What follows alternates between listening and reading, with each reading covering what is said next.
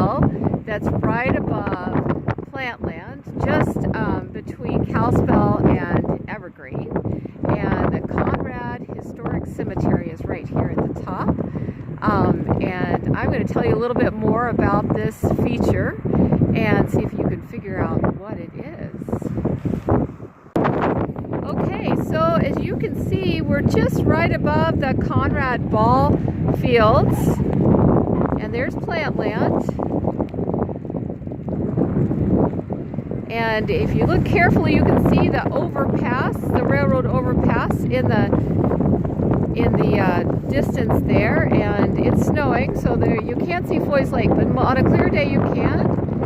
And here is, we'll walk so you can see the edge. Here is a giant pile of gravel that we're standing on. And if you look across, you can see where the other side of that gravel is. I'll just walk here so you can see a little bit more of this feature.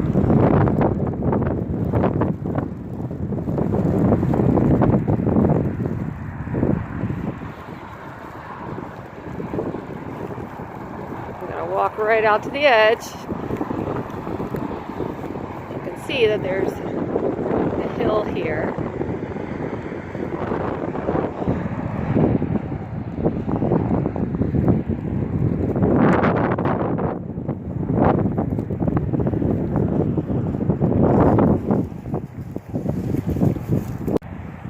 Okay, so let's talk a little bit about this feature. First of all, this feature is actually not a hill, it is a long ridge. And it extends from south of Kalispell all the way halfway to Whitefish. All along it overlooks Evergreen for most of its distance. But it's not contiguous. It actually has a break right in the middle of it, right below me where the highway runs. It has a break. And the highway is conveniently built right in the middle of that break. This is the site where one of the giant lobes of ice came down from Canada and blanketed the Flathead Valley with snow and ice for many, many years. And as that ice began to recede, can you flip that? As that ice began to recede, it actually got stuck, and right behind me, where I'm standing, there would have been a giant wall of ice sitting there for many, many hundreds and possibly longer than that, years.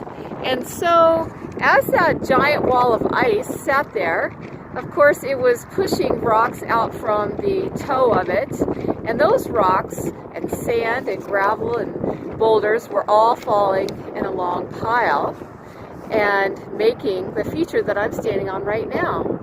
And as you know, there is always water flowing underneath the glacier, and that water was actually coming out quite fast because the glacier was melting. So there was a river on top of the glacier, river on the bottom of the glacier, and it was coming out here right below us at the highway.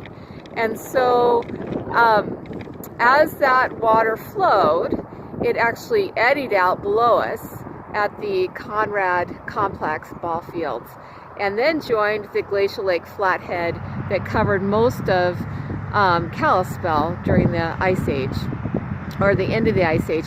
And how do we know that Kalispell was under a Ice Age river and lake?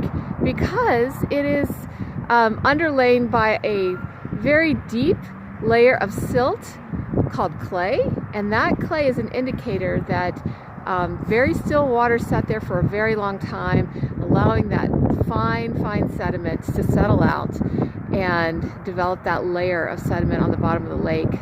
And that layer is what causes us to have a wonderful aquifer. It protects that water from evaporating, and that's the water, that aquifer is the water that we all drink today. So we have a long ridge of gravel that is full of sand and silt and cobbles and boulders, giant rocks, and it's a long ridge that goes south of Kalispell all the way to near Whitefish. And let's see, what you're going to do now is your job is to answer the questions on your worksheet, which I've linked with Google Docs, and try to figure out the best you can, what is this feature? And I will look forward to seeing you on our stop number 2 next week, where we will be looking at evidence that there were dozens and possibly hundreds of icebergs that calved from the giant glacier that sat in our valley, that sat in their spot for dozens of years. So thank you very much, and we're signing off.